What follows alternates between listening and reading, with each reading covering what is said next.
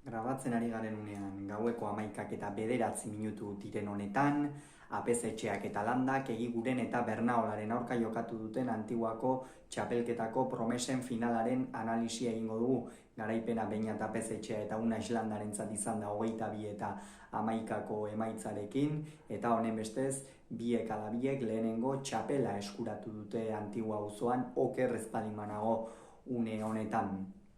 Partidari dagokionez, izen bat aipatu behar da beste denen gainetik. Hori Beñat APZ-etxea izan da. Norgehiagoka hasieratik, Unai Landa oso on batekin bere gain hartu du partidaren zama eta txapelketa osoan zehar bezala sekulako maila eman du Beñat APZ-etxeak. Ikusgarria izan da, batez ere ezker gantxoarekin egin du min gehien, baina orokorrean pilota nola mugitu duen, zenolako bizitasunarekin ikeragarria izan da benetan Beñat APZ-etxeak egin duen norgehiagoka, eta horren ondorioz 8-1 ipini dira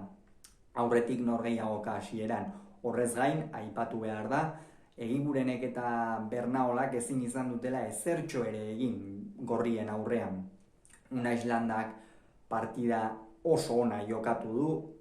txapelketa oso ona egin du, esan nuke lehen urtekoa, baino askoz ere hobea egin duela, eta hori lehen urtean ere finalean sartu zela, baina urtengoan beste heldutasun batekin ikusi dugu, kantxan ere askoz erosoago ikusi dugu orokorrean, eta benetan azpimarratzeko Unai Landaren lana ere, eta atzean bera izan da nagusi partida osoan zehar, baina batez ere partida hasieran, eta horrek noski Beñat APZ-etxeari aurreko kuadro horietan abaguneak ireki dizkio, eta Iker Egiguren ia une oro defentsan aritzera ekarri du horrek. Ostean, 8 eta 4 ere hurbildu dira, hor Iker Egigurenek pixka bat jokoan sartu ahal izan du, sakea ere nahastu du, normalean txokotikan ateratzen du, baina gaurkoan zabaletikan hasi ateratzen, pixka bat aurkariak eta nahasteko, eta sakeak funtzionatu dio, eta hortikan gero aukera ere etorri zaio. Baina gero berehala joan dira, 12 eta 5 arte, oker ez baldin banago, 13 eta 5 ere ipini dira, eta hortikan aurrera berriz ere lehengo lepotik burua. APZ-etxeak erakustaldia eman du, esan dugun bezala, ezker gantxoz tanto asko egin ditu, Unai Landa ere atzean sendo, bai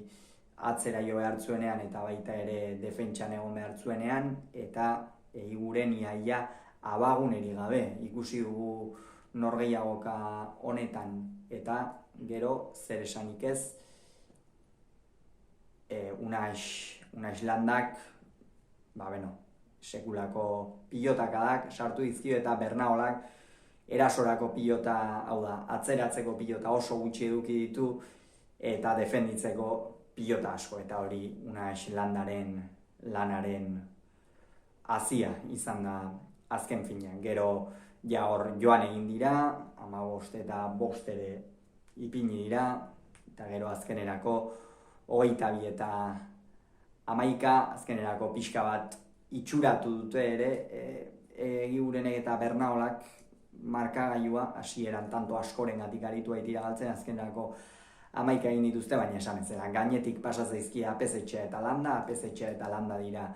Antiguako promesetako 2023ko txapeldunak, zorionak biei, baita Egiguren eta Bernaolari finalera sailkatzeagatik. Egigurenek eta Bernaolak 11, APZ-etxeak eta Landak 22, hauxe izan da esan behar genuen guztia, hurrengoan gehiago izango duzuek, Kirolunea YouTubeko kanal honetan, bitartean ongi izan, agur!